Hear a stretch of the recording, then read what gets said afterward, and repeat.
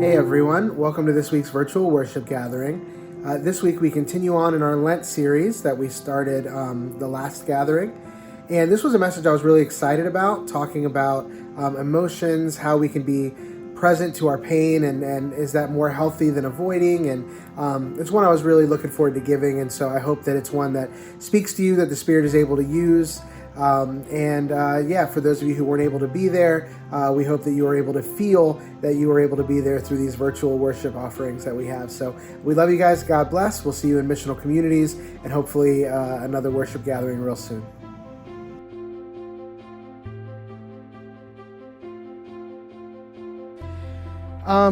Great. This is a message I've been really looking forward to giving.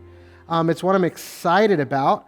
Kind of a warning up top, we might get into a little bit of kind of like some heavier stuff and some stuff that might feel a little uncomfortable, and I am uncharacteristically kind of hoping it makes you a little uncomfortable. If you know me, it is very against my nature. I don't like to make people uncomfortable. I don't like to push or challenge people. I want everybody to feel accepted and welcome. That's just kind of the way God has made me. But tonight, I'm hoping I maybe make you feel just the tiniest bit uncomfortable, is my hope. So we are continuing in our series on Lent. I mentioned earlier, Awaken has not done a series on Lent before. Last time we got together a couple weeks ago, we kind of did an intro to what Lent is and what kind of the things that we are trying to do during Lent. But ultimately, a very stripped down summary is that Lent is a season where we recognize and honor the suffering of Christ, and we identify with him in that. You may do that through fasting. You may do that through periods of reflection. We talked about last time the 40 Days of Lent is it's imitating Jesus' 40 days in the wilderness that he was tempted. And so today, it is a time where we reflect on Jesus' pain and suffering. And so we're going to spend a little bit of time talking about pain and suffering. Doesn't that sound like fun? And so you guys know that we do a very open, very dialogical style of teaching. And so we always like to start things off with just an icebreaker question, kind of get people warmed up, maybe push past the initial uncomfortableness of talking out in public, especially if it's not something you're used to. So just as a kickoff question, something to start us off, I want to know, what is the worst pain that you can remember having experienced? What is the worst pain that you can remember having experienced? And I'm going to say something right now for ladies. I'm going to take childbirth off the table. Okay, we all know that's the one. It's your trump card. You can use it, but two, we all know we're not going to be able to touch that. So we're going to take childbirth off the table. But outside of that, what is the worst pain that you can remember experiencing? I'm hoping to hear some like bonus points if there's some kind of crazy story that goes along with it. Like I'm hoping to hear some war stories. So I have mine. I will share with you in a minute, but I would love to hear from you. What is the worst pain you can remember having experienced? Kidney stones was worse than childbirth for me. Kidney stones. You know what? When I was doing this, I was like looking up what's the most painful things, and kidney stones was like right up at the top of that list. Kidney stones. I can fortunately say I have not experienced that or childbirth, so I can't tell you. But yeah, you've done both. You're qualified to say more painful than childbirth. Anyone else? A tooth that was abscessed. I remember that. Yeah. Yes. That was very. Tooth pain hits nothing different. touched it. Nothing. It wouldn't stop hurting. Yeah, I had when I had my wisdom teeth taken out, I had one of them that would have like a dry socket. Dry socket. It was like Oh my 11 gosh, days of yeah. misery. Yeah. Yeah, it's pretty bad. Oral pain is so terrible because you have to use your mouth constantly. And something else randomly will start hurting because that tooth hurts. Your brain is weird stuff. Your brain wires get crossed I and also everything suffer starts from hurting. chronic migraines too, so that's up there with that. Yeah. Because nothing touches, like you said, nothing touches that either. Anything else comes to mind? Scott? I'm hoping you have a great story. So the story is pretty more interesting, but Okay. my son told me he hated me Oh, over text. so you went straight from physical pain to emotional pain, like relational pain right You away. didn't get to clarify what kind of pain. That's true, I didn't. Yeah, it's all out there on the table. Not specify. How long ago was that? It was only a few years ago. Oh, yeah. So the short story is we were on a cruise right after his graduation. And since he was an adult now, he knew that it kind of ran the ship by himself. Well, he was planning to be me and my mom, and grandma back to dinner, and he couldn't remember if it was one of the formal nights or not, so he was texting me. Apparently, was so he got really upset. Yeah. So that was As a new parent, I'm sure there will be a point in my life where I make my kids mad enough to get that response, but I'm not looking forward to it. Like, gosh, I can't imagine. My fear is if they don't hate you at some point, you have to do Have to do a a job. job. You're such a good mom. Shut up. Ouch. It's like the most backhanded compliment I've ever heard. No, you dug in a hole. You can't get out now. You either meant it or you didn't. There's no walking it back. Cool. For me, I tend to be a little bit of a baby. I know I hide it well. You guys look at me and you're like, oh, hyper-masculine alpha. I get it. It's the vibe I put out. But I'm actually, my own wife laughed at me. That's bad. But I do, I actually have, don't put it up yet, Amy, but I do have one of the worst pains I've experienced I got a picture of it. So I'm going to be vulnerable and share that with you guys. But, you know, when my wife and I, just a little bit before our first child was born, we wanted to go out and get matching tattoos. They're not identical, but they are thematically matching. And I was like not that worried about the pain of a tattoo because I thought I had a pretty high tolerance. And there were like some people I knew that had gotten tattoos. I was like, okay, if they can handle it, I can handle it. But once that thing got started, I was like, oh, this is worse than I thought it was going to be. This is definitely worse than I thought it was going to be. And in my head, I thought I was selling it well. No one knows that I'm not handling this pain very well. And then Heather showed me a picture she had taken of me. So Amy, if you want to throw that picture up. Yeah, no, I was not handling it as well as I thought I was handling it. It was a little more obvious than I thought that I was not feeling good about the amount of pain that I was in. I didn't know you had to zoom in. That's nice. But again, that's just kind of set us in the right frame of mind for what we're going to be talking about today. We are going to be talking about pain. We're going to be talking about trials. We're going to be talking about suffering to a certain extent. This is something that no matter what it is a baked-in part of the human experience. It is suffering, loss, grief, pain. It is something that all of us are going to have to experience at some point or another. And yet, it is built into our human nature to do everything within our power to avoid those feelings, to avoid the feeling of pain, to avoid discomfort, to avoid tension and anxiety. But that may not necessarily be the healthiest thing for us. And so I was thinking about this. I was thinking about an illustration. Kaylin, our oldest, she's 2.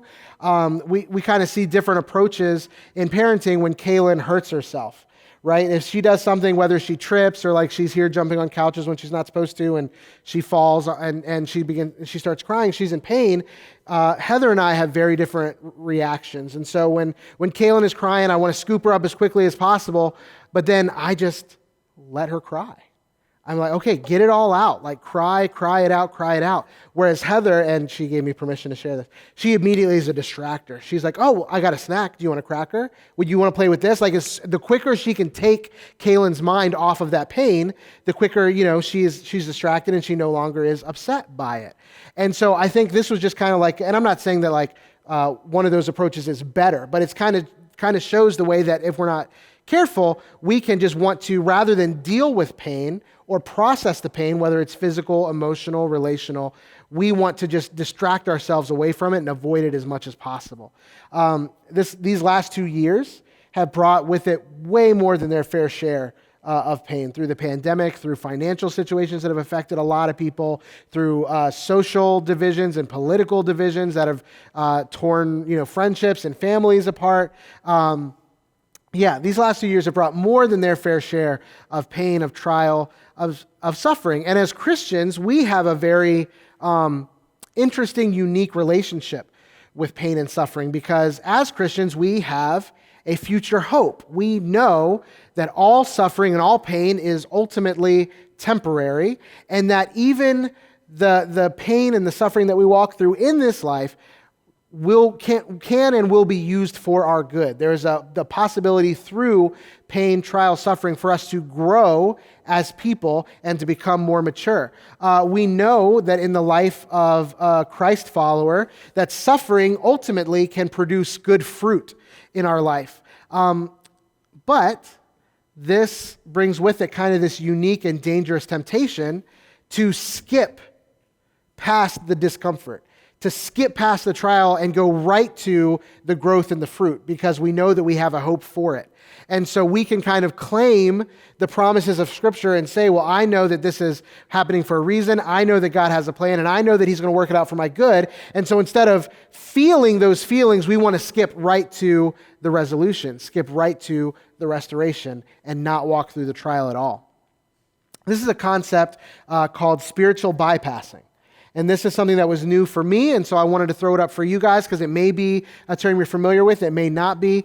This is on the screen, but I'll read it to you as well. Spiritual bypassing is the idea of using spiritual concepts, platitudes, or activities to bypass or avoid dealing with your true feelings, especially the hard ones like anger, grief, fear, loneliness, envy, and shame. One of the things that I like about this definition, if you'll leave it up just a little bit longer, Amy, is that you'll notice those feelings, the definition refers to as hard feelings. It does not say bad feelings or negative feelings. I was listening to a podcast last week with someone, her name is Becky Castle Miller, and it was talking about dealing with and avoiding with emotions, and she made the point that really there are no negative emotions. Emotions exist to communicate information to you. And so rather than using the term negative emotions, that some are inherently good and some are inherently bad, there are just difficult emotions. There are unpleasant emotions. There are uncomfortable emotions. But they exist in the same way that what we think of as the good emotions, they exist in the same way to communicate something to us about some way that we're feeling.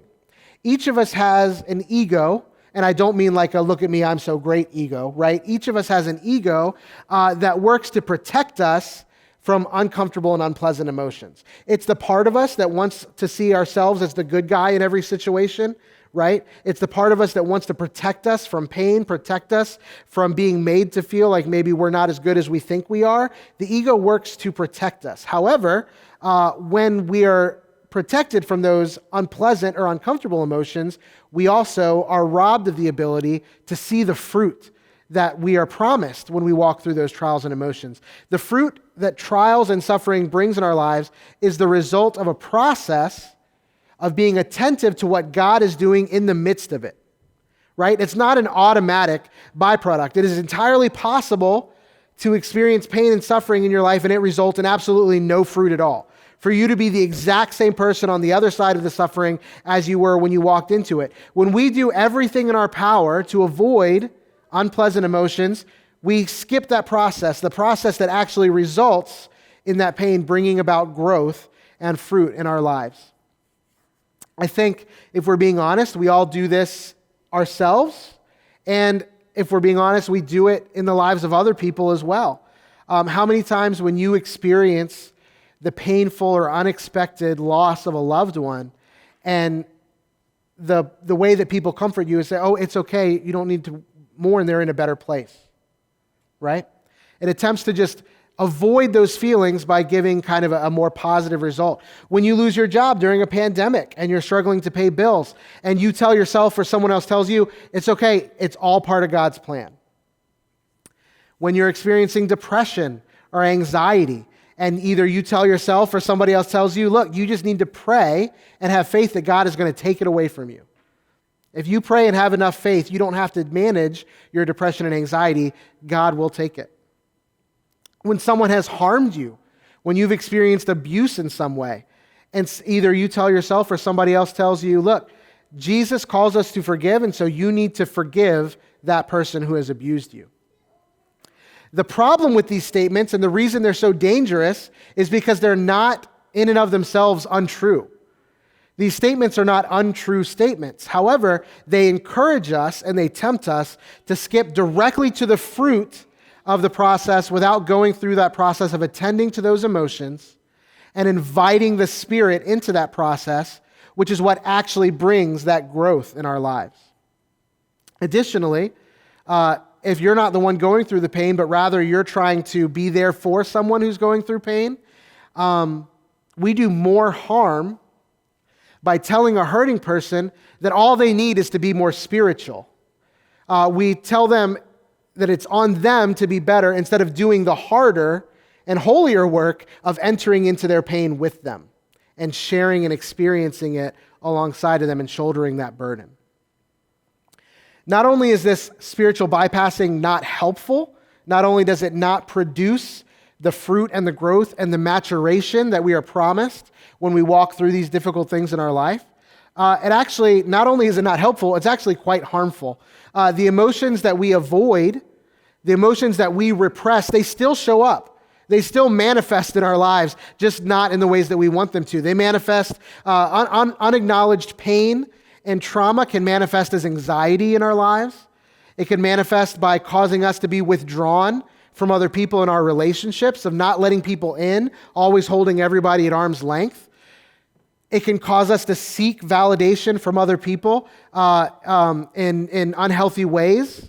We can self-medicate the pain and the things that we feel in our lives with substances, with unhealthy activities, or with unhealthy relationships. These are all ways that if we do not sit and feel the feelings that we have, and we do not go through the difficult process of walking through those in a healthy way, these are the unhealthy ways that these feelings will still show up in our lives. And so this is going to bring us to our first kind of question tonight. Again, I'm hoping that some of these things are sitting kind of heavy with you. I'm hoping even some of these questions will prompt you to feel a little bit uncomfortable. And so what I want to know from you right now, in light of everything that we've just been talking about, what is the Spirit speaking to you in this moment about your own avoidance tendencies? What is the Spirit speaking to you in this moment about your own avoidance tendencies? You can go as shallow or as deep as you feel safe to do in this space. But yeah, what is the Spirit speaking to you in this moment about your own avoidance tendencies?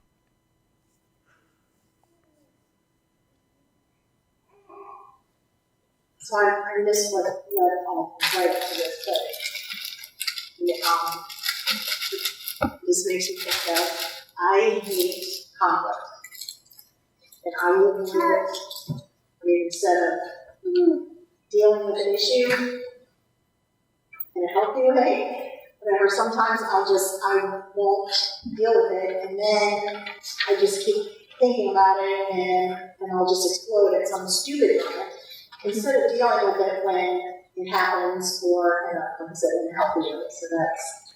Do you mind if I ask a follow-up? Sure. What is it about conflict that you hate? Just feeling uncomfortable. I don't, it's not only like conflict with me, but conflict between other people. When somebody else, like if somebody is having, like, they're not really arguing, but even if it's like voices are raised just a little bit, or it makes me very uncomfortable. And so I guess what the Spirit is telling me is I need to work on that and work on being an adult and dealing with things as they come up, so that I don't let it get past. Now, with other people, when I'm listening to them, I'm not quite sure how to deal with that, but as far as me. Yeah, no, I think that's great, and I think that's good. I also would be curious. We don't have to do this right now, but I also would be curious to keep asking that question. So, what do you not like about conflict? Well, it makes me uncomfortable. What about conflict makes you uncomfortable? You know what I mean? Like, so I'm not saying we need to dive into that right now, but to go deeper into that again, what is that trying to tell me? Why is it that I'm so uncomfortable with conflict? What is the root of that? Would be something interesting to spend more time on. Yeah, because we're recording. Yeah, no, we are recording, and other people will see. So, anything anyone else? What is the Spirit speaking to you about your own avoidance tendencies?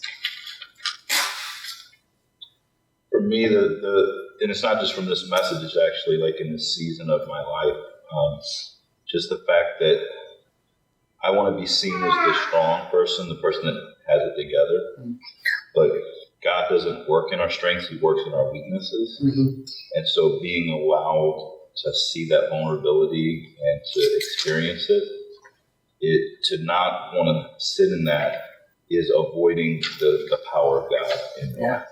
Yeah, absolutely. Yeah, thank you for sharing. Anyone else? I'm a super logical person. Okay. So speaking about something or talking about something if it's not going to solve the problem, I don't really see the point in it. I went through something really horrible when I was little, and I had to go to therapy, court ordered. And so I learned very early that I don't like talking about stuff. So learning that about myself and then carry that into adulthood where issues, especially in marriage, because no offense to guys, if it's not brought up, it's not talked about. You know what I mean? So I think of avoiding issues unless I see talking about it being a solution. Yeah. If that makes sense. Versus just venting is a good word. I don't like to vent. I don't think Right. for me. And so but to other people and people around me, like you're gonna explode one day. Because I feel like I hide it well, but who knows with that picture. I have very, very bad anxiety, and so people are just like, the people who do know that about me are like, you're gonna explode one day, and I'm like, I don't think I am, because like I said, I don't vent, but I feel like if it helps so many other people, maybe it would be helpful for me. And I've had to have a lot of uncomfortable conversations recently when my grandparents passed and stuff like that, and we had some stuff in our marriage that needed to be talked about, and I still don't feel like I'm quite a venter, but I do see how talking about it, because like you said, empathizing with somebody and having someone else share that burden with you doesn't take anything off of you, but it's helpful to know that somebody is understanding you on that level, and just that alone can be helpful. Yeah. So I guess just like being someone who vents versus somebody who's trying to fix the problem verbally. Yeah. There's definitely a difference between venting for the sake of venting and then trying to engage in like healthy communication to move us towards a goal. Because when someone's talking to me about an issue, the first thing I like to say is do you want a solution or do you want to vent? And for me, if in my head it's not a solution, then I just don't talk about it. Yeah, and when I say that, I don't mean that to mean like one is good and one is bad. There's a place for both of those things. Yeah. Oh, for sure. And so I think too, I don't want to presume, but I think I've known you long enough. You tend to be a very internal processor, right? Whereas I'm a very external processor. So like for me, I can't get to the root of a problem unless I'm talking it out with somebody. And sometimes they don't even have to talk. I just need to be talking to them and hear myself talking. And I'm like, oh, okay. And I can see myself getting to the thing. Whereas somebody who processes internally, they're like, no, I need to get all the way to the solution before I share anything with you. Like I have to arrive before we engage in this conversation. So yeah, definitely how we are made will play a part into how we engage with those avoidance tendencies too, for sure. I always joke about with him is I'm rarely wrong, and that sounds funny, but it's because I don't speak about something that I don't know already. Yeah. So it goes, I'm internally processing something, and then I'll talk about it. Yeah. So like, there's no really room for error. Yeah. I see you raise your hand, Scott. I think it's an internal process too. Pretty sure my girlfriend, her son, all do that too. Will you have one? He talks about No, scenarios in his head. So and I kind of do the same thing sometimes too. Although I like to think I stay calm, but a lot of the arguments we get into as a family are because we already thinking the outcomes so we don't talk about it. Yeah. We've gone through all the different scenarios in our own head and talk about responses and stuff like that. But when you're doing that, you don't have the other people's inside input or understand what they're really thinking. Yeah. You're not talking to them. So that's, for me, that's something I need to, before I draw a conclusion of what I think needs to happen and make sure you're talking about it before it's well over. Yeah. A lot of times, most of the conversations happen very heated because it just everything explodes. Yeah. It's almost like you're running a simulation of that person in your head rather than giving them the agency to actually play their part. Yeah, that's great. I know for me, I am a distractor. If there's something going on in my life that I don't want to deal with, I will find different forms of entertainment or pleasure to just distract me from it altogether. Whether that's movies, binge watching, some kind of TV, a new video game, I will find something to just remove me from being present with the situation when I'm in an unhealthy place. That is kind of the way that I tend to avoid, is I just want to remove myself and distract myself with something more fun. We're going a little long, but I told them before that I probably would. So, but I do want to move us a little bit forward. Jesus, as in any other thing, can be our model in how to do this well. I mentioned earlier somebody, Becky Castle Miller. She is somebody who is doing her doctorate right now. I believe I want to say at Wheaton. I think she just accepted Wheaton, but she's doing her doctorate work right now on the emotions of Jesus in the Gospels. And I was listening, like I mentioned, a podcast with her, and she highlights numerous instances of Jesus feeling and expressing his emotions, but none of them are as evident as the passage that we're going to look at together tonight. And so we're going to look at a passage in Mark. If you brought a Bible with you, or you want to use your phone or your tablet, it's in Mark chapter 14. Otherwise, it'll be on the screens around us, and I'm going to read it, so feel free to just check it out on one of those. This is just a set of context before we go into it. This is going into the last week of Jesus' ministry. This is right before he's going to be going to be arrested, to eventually be crucified and resurrected. This is right before he is arrested. This is right after the Last Supper. Again, if you're familiar and you're kind of chronologically keeping track.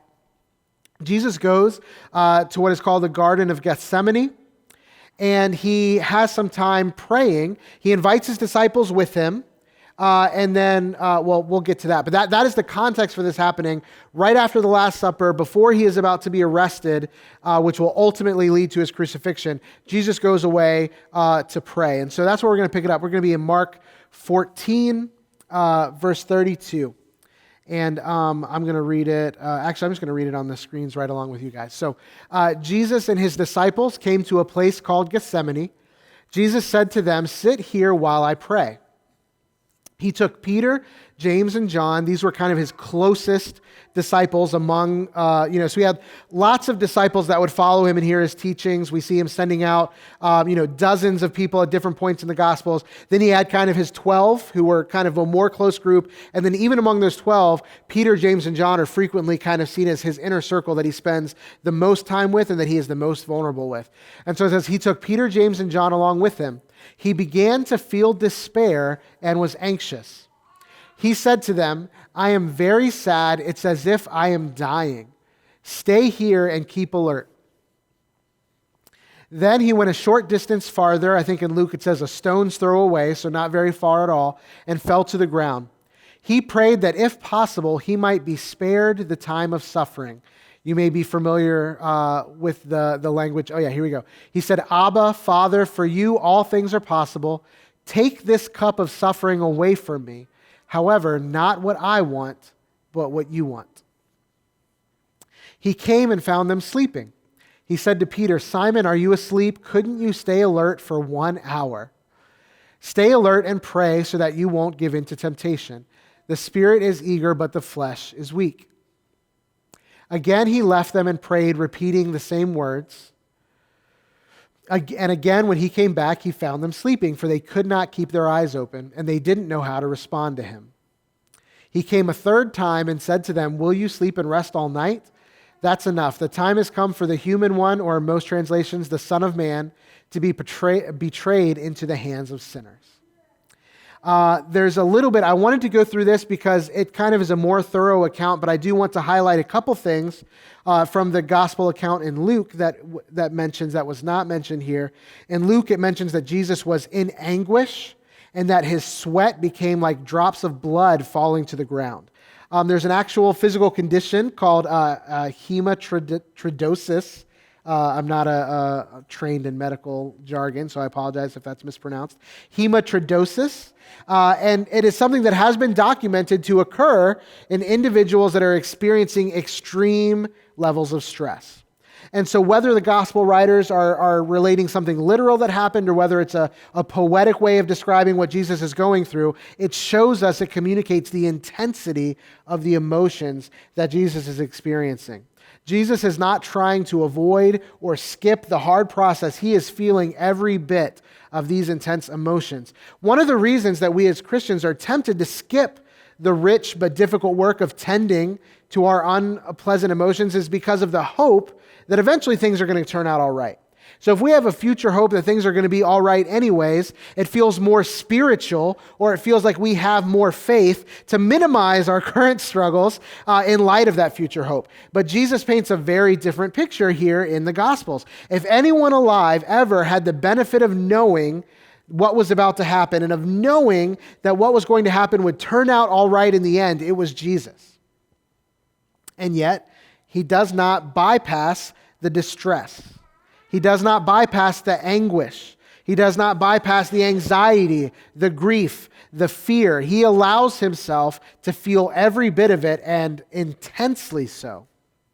Little side note, we see this, a similar situation just a little while earlier in the Gospels when Jesus' friend Lazarus dies. He hears that his friend Lazarus has passed away, and so he travels, he goes to be with Lazarus' sisters, to be with his friends.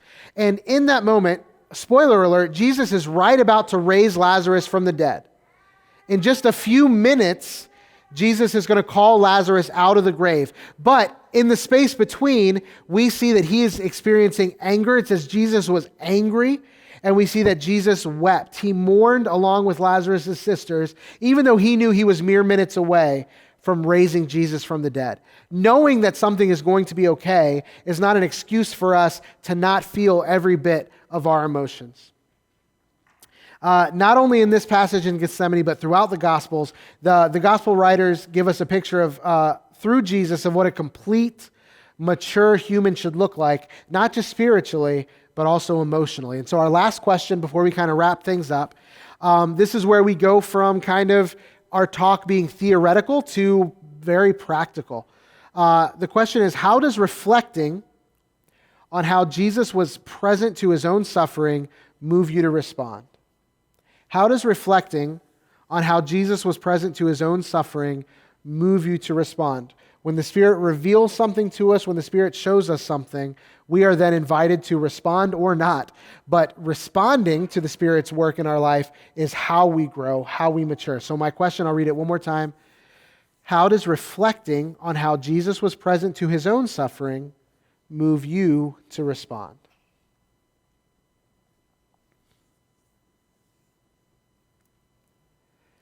It's a difficult question, one, because you have to know an answer. But two, when you speak an answer out loud, people can hold you accountable to that answer. So I understand this is an uncomfortable, difficult question. I think what comes to mind for me is that Jesus was the epitome of leading by example. So if Jesus was present and showed by example that, like you said, to not bypass this, even if in some of these worse situations or worse pains and things like that, is that we should always follow in that example and not try to bypass everything like that, especially when, like I think you touched on it in the beginning, when trying to help somebody else who's going through something, not to reiterate that because, like you said, it's almost negatively shown on them. It's like they're also doing something negative and trying to go through something. So I just think that we should not, it kind of ties into the first question, obviously intentionally, but we shouldn't be avoiding it. Mm-hmm. We should learn to process it and go through it. Yeah, absolutely. And frequently, the reason when other people are going through pain and we give them a platitude, it's usually because we're uncomfortable. Right. We don't know how to effectively help, to effectively be present with someone in their pain. But by choosing to give a platitude, not only we're not helpful, we've also centered our own discomfort over what they're going through at the same time. So yeah, it's important for us to follow his example, not just internally, but also how we care for others as well. Absolutely. Especially because not everybody we come in contact with is going to be a Christ follower. So telling them what's in God's plan isn't helpful. Yeah. As actually puts them off of it. So. As little helpful as it is for a Christ follower, it's far less helpful for someone who's not. That is very true. Yeah. Anyone else feel comfortable sharing what this kind of prompts us to do in response? I think it makes me think a lot more on, even if I think I'm not avoiding something, if I think I am being present with all the emotions and the anguish and the despair, am I really being present with it? So I think thinking about that makes me wonder if when I think I am being present, am I really truly being present? And how do I figure that out? Yeah. No, I hear that for sure.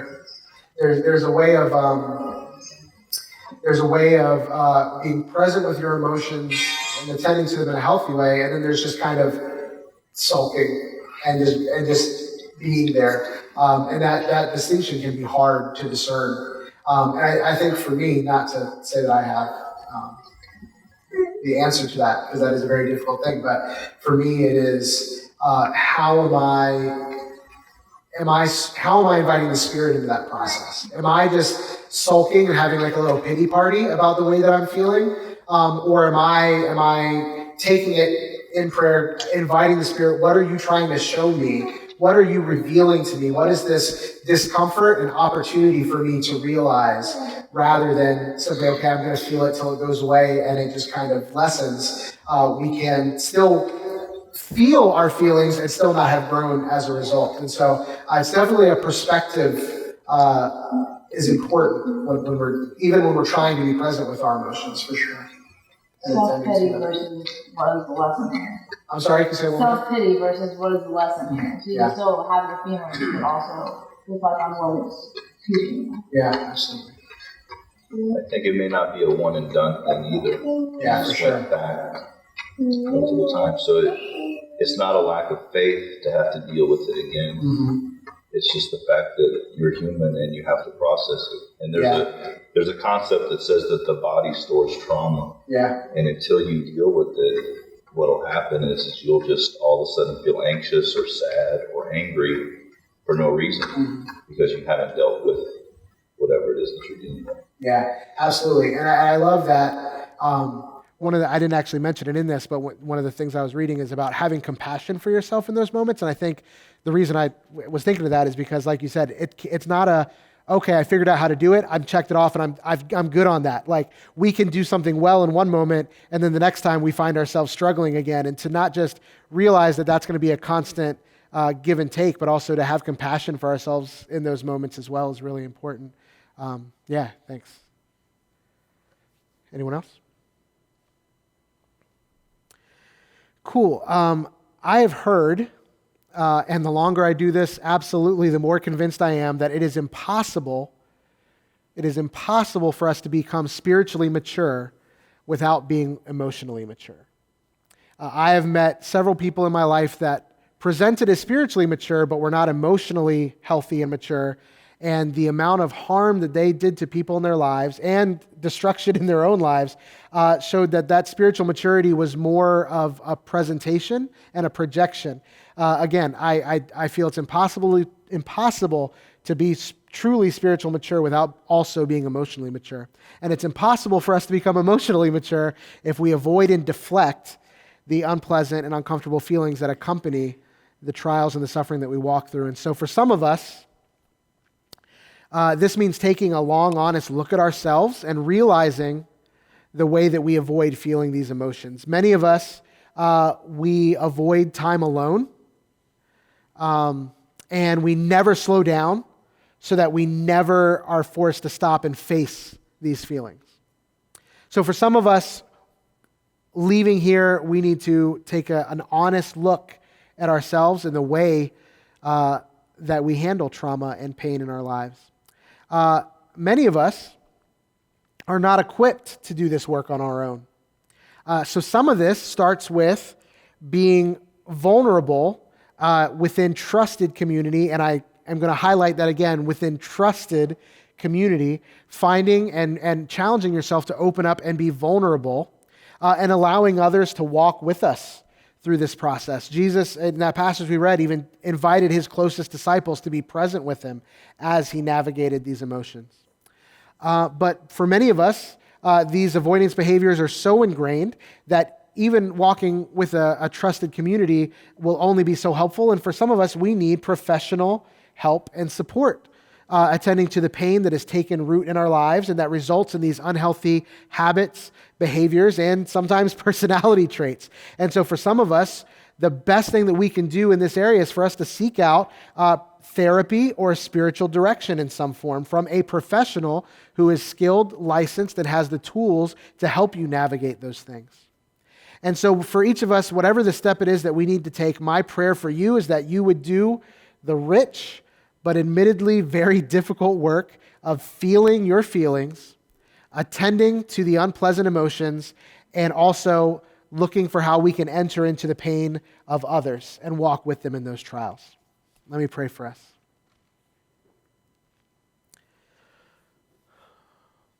Father God, I pray that the things that we've talked about, we would continue to have us kind of at unrest, that we would not be content to feel your Spirit prompting and then push that down, that we would look for what our emotions are trying to communicate to us. What is it that the unpleasant and uncomfortable things that we experience in our lives are trying to show us, and how is the Spirit working in the midst of that to bring about maturity, to bring about growth, and to bring about health and flourishing in our lives.